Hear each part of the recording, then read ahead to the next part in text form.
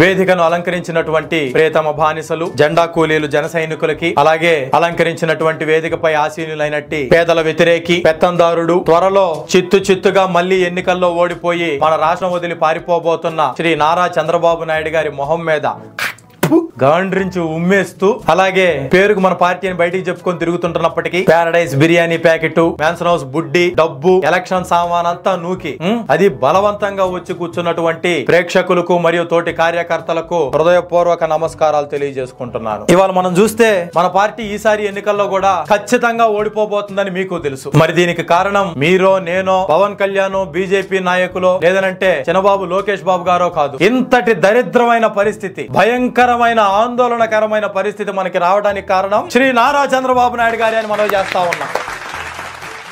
కారణం ఏమిరా అంటే, ఎందుకు ఇలా మాట్లాడుతున్నాడు, వీడికి ఏమైందని దయచేసి అనుకోవద్దు. మీ గుండెల మీద చేసుకొని చెప్పండి అన్న. ఎన్నికల సమయంలో ఎవరైనా పేదలతో పెట్టుకుంటారా? మీరే చెప్పండి. ఇంతకాలం జగన్ ఒక బచ్చా తుచ్చా అంట కోర్టుల్లో కేసులేసి వ్యవస్థల్ని మేనేజ్ చేస్తా పిల్లలకి ఇంగ్లీష్ మీడియం చదువులు ఆపినప్పుడే పెద్ద ఎదవలం అయిపోయాం జనాల్లో మనం.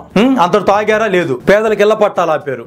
నిన్నటికి నిన్న వాలంటీర్ వ్యవస్థలను ఆపి ముసలాళ్ళ నోట్లో మన్ను కొట్టి ఆ రకంగా భయపెట్టి ఓట్లు ఎలా వస్తాయి అనుకుంటున్నారు? ఆ రకంగా చేస్తే సరే, అవ్వాతాతలతో ఆగాడా? లేదు. ఎలక్షన్ కమిషన్ కి పిటిషన్ల మీద పిటిషన్లు వేసి ఏమంత సార్ ఇది నాకు అర్థం కావట్లేదు. ఏం పాపం చేశారు విద్యార్థులు? ఫీజు రీఎంబర్స్మెంట్, ఆ రకంగా ఫీజు రీఎంబర్స్మెంట్ ఆపితే మనకు విద్యార్థులు ఓట్లు ఏ రకంగా వస్తాయి? ఎందుకు ఆపినారు? ఆడోళ్ళకి ఆసరా, ఈబీసీ నేస్తం ఇవన్నీ ఆపినంత మాత్రాన మహిళలు మనకేమన్నా ఓట్లు వేస్తారా? ఓపెన్ గా అడుగుతా ఉన్నా. ఏం వాళ్ళకి తెలియదు అనుకుంటున్నారా ఆపిచ్చింది మన చంద్రబాబు నాయుడు అని? అంతెందుకండి, ఖరీఫ్ సీజన్ రాబోతుంది, రైతులకు డబ్బులు అవసరం మనందరికీ తెలుసు కదా. మరి ఈ సమయంలో ఈ రకంగా ఇన్పుట్ సబ్సిడీ మనం ఎలక్షన్ ఆఫీసర్ల కంప్లైంట్ ఇచ్చి ఆపిచ్చినంత మాత్రాన వైసీపీ వాళ్ళకి పోయే ఓట్లు మనకి ఎట్లా పడతాయని నేను అడుగుతా ఉన్నా. సార్ చంద్రబాబు నాయుడు గారు మీరే చెప్పాలండి. ఎందుకంటే ఇదంతా నడిపిస్తుంది, ఈ రకంగా చేస్తుంది మీరేనని నాకు ఇక్కడ కూర్చున్న వాళ్ళకే కాదు బయట జనాలకు కూడా అర్థమైపోయింది. ఇవంతా టీడీపీ వాళ్ళే చేస్తున్నారు, మన పార్టీ వాళ్ళే చేస్తున్నారని అందరికీ అర్థమైపోయింది. ఎక్కడ దాకో ఎందుకన్నా 2019 ఎన్నికల ముందు ఓట్ల కోసం అనండి, ఇంక దేనికోసమైనానండి, మన చంద్రబాబు నాయుడు గారు పసుపు కుంకుమ ఇస్తుంటే అవతల పార్టీ వాళ్ళు వైసీపీ వాళ్ళు ఏమన్నా మనల్ని నీకుండా చేశారా? మనం ఇచ్చే పథకాలను ఏమన్నా ఆపినారా? లేదు కదా. మరి మనం ఎందుకు చేయాలి? చంద్రబాబు నాయుడు గారు మీరే చెప్పండి, ఎందుకు ఈ పని చేస్తున్నారు? సిగ్గుపోతా ఉంది సార్. మాకు బయట తిరిగేది మేము, మాకు తెలుసు బాధలు ఏంటనేది. జనాలు ఏ రకంగా మమ్మల్ని తిట్టుకుంటున్నారు, మన పార్టీని తిట్టుకుంటున్నారు అనేది. ఇకపోతే మనం ఖచ్చితంగా ఓడిపోబోతున్నాం అని చెప్పడానికి మరో కారణం ఏంటంటే ఈ సూపర్ 6 మేనిఫెస్టో. ఎవడు అడిగాడు అసలుకి?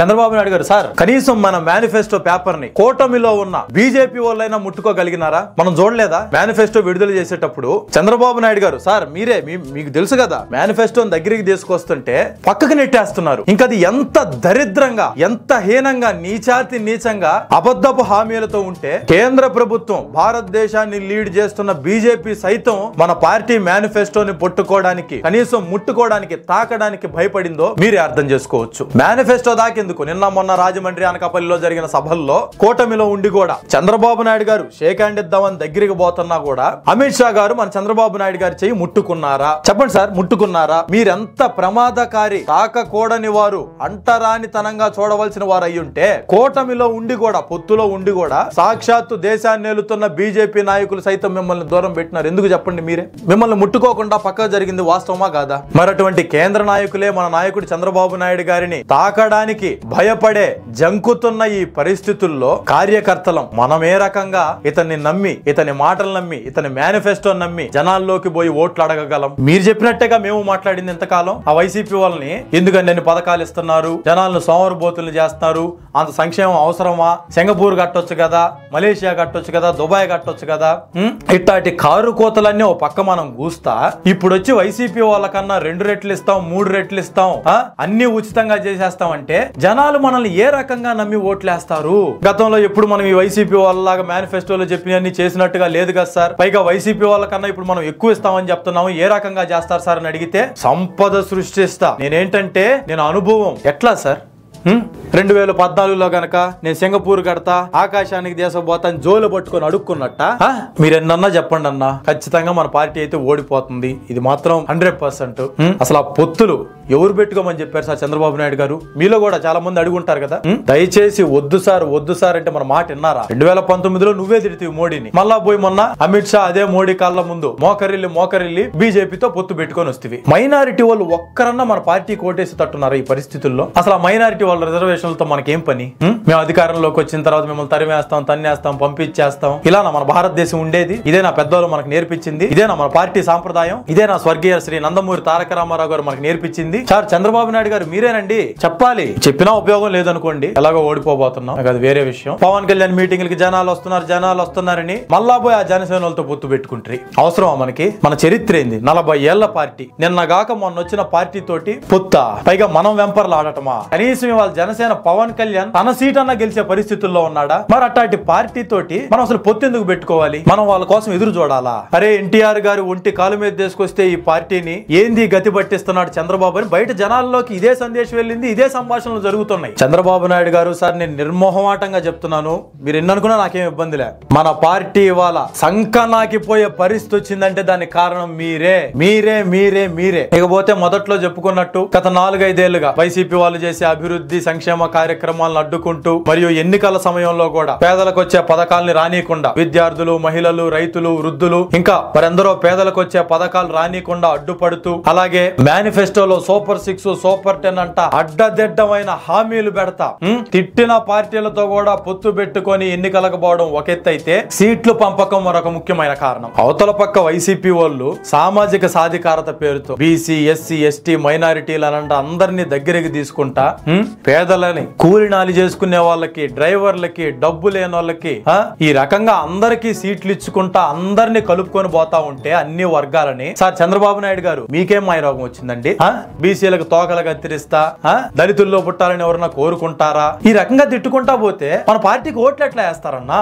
సరే మన పార్టీలో ఎంతో కాలం నుంచి పనిచేస్తున్న నా బోటోళ్ళకు ఇంకెవరికన్నా మీ బోటోళ్ళకైనా సీట్లు ఇచ్చారా? కోట్లు దండుకొని సీట్లు అమ్ముకోవడం. పోన్లే మన పార్టీ వాళ్ళకన్నా అమ్ముకున్నాడంటే అది లేకపోయినా ఏ రకంగా పనిచేయాలనిపిస్తుంది? సార్ చంద్రబాబు నాయుడు గారు మీరే చెప్పండి. కార్యకర్తలు మనమే ఈ రకంగా మాట్లాడుకుంటా ఇటువంటి నిరుత్సాహ పరిస్థితుల్లో ఉంటే ప్రజలు మనకి ఏ రకంగా ఓట్లేస్తారు? మనతో ఎలా నడుస్తారు? మన పద్ధతులు ఇలా ఉంటే ఎందుకు ఇలా అంటున్నానని దయచేసి మీరేమనుకోవద్దు. సార్ చంద్రబాబు నాయుడు గారు మీరు ఎన్నన్నా చెప్పండి, 40 ఏళ్ల అనుభవం అనండి, 3 సార్లు ముఖ్యమంత్రి అయ్యానని చెప్పొచ్చు, ఎన్నైనా చెప్పండి, ఊర్లలో జనాలు అడిగే ప్రశ్నలకు సమాధానం చెప్పలేక సస్తున్నాం. పోయినసారి మేము వస్తే రైతులకు రుణమాఫీ చేస్తాం, డ్వాక్రా రుణాలు మాఫీ చేస్తాం, బాబు వస్తే జాబు, బాబు వస్తే బంగారం ఇంటికి వస్తుంది, ఇట్లాంటి హామీలన్నీ చెప్పారే, ఏదో ఒక్కటన్నా చేసి చూపించారా అని మొహం మీద అడుగుతున్నారు. అందుకే నేనే కాదు మీ అందరికి కూడా పిలుపునిస్తా ఉన్నా, ఈ చంద్రబాబు నాయుడిని, ఈ నారా కుటుంబాన్ని నమ్ముకుంటే ఖచ్చితంగా మనం నట్టేట్లో మునిగిపోతాం. దయచేసి ఇది గుర్తు పెట్టుకోండి. కనీసం ఎక్కనైనా ఈ పార్టీలో నుంచి మనందరం బయటకు వచ్చేద్దాం. ఒకవేళ ఉన్న మన ఓటు మాత్రం గెలిచి ఆ వైసీపీ పార్టీకే వేద్దాం,